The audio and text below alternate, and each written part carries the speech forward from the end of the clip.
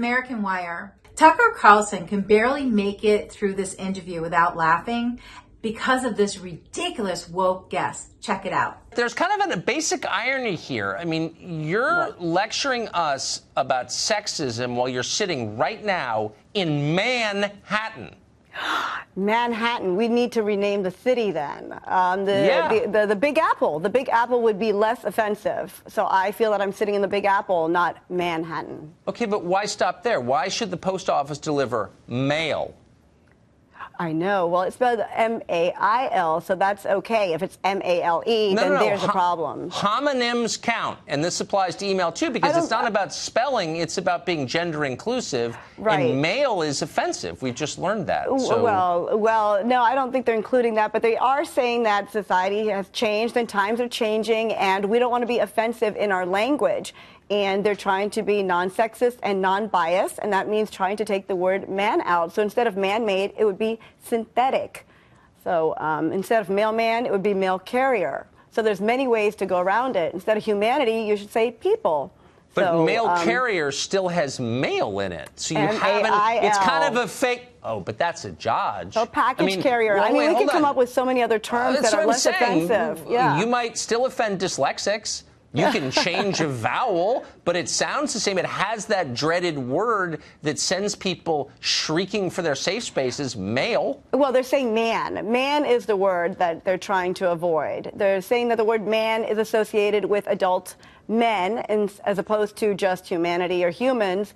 So they're trying to avoid the word man. So if we can eliminate that word, then things would be much better and people would be less offended. Well, what if you lived in Manchester, Vermont? Well, they might have to change the name of the city if people agree with Purdue University. And Purdue University found that things need to be updated, and they updated their writing guide to take out these words that apparently are offending certain groups of people.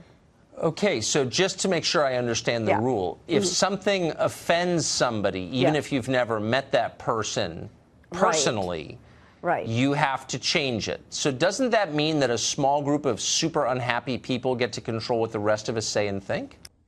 Tucker Carlson nailed it when he says, so you're saying that if a small group of unhappy people don't like something, that we should change it for everyone. I mean, that nailed it. That is exactly where we are right now. And when she said earlier in the interview that society has changed, that is not true. That is just a crock of bull. Democrats are trying to make a change. Democrats are trying to change the way we speak, what words we use. They are so power hungry that they will take a few people, and I even go a step further and think, they put these people probably in place so that these changes can be made. But a few people who are offended by any word, that's so ridiculous. Any word that has the word man in it, you have to change that word. I mean, think about that. I swear to God, many, many years from now, they're going to be laughing at us that's where we were back at this time. Because the word has M-A-N, man in it, I'm surprised she didn't bring up what about woman, W-O-M-A-N. I'm so surprised she did not bring that up. What are you going to call us? I couldn't even go down that road as to what they would call it instead, woman instead. I couldn't believe that she was so serious about this. And Tucker's right.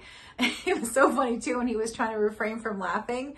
I mean, he was trying to keep a serious face, but this is just a really, really sad time where this lady stood so strong and so confident in her stance that the word man should be taken out of our vocabulary.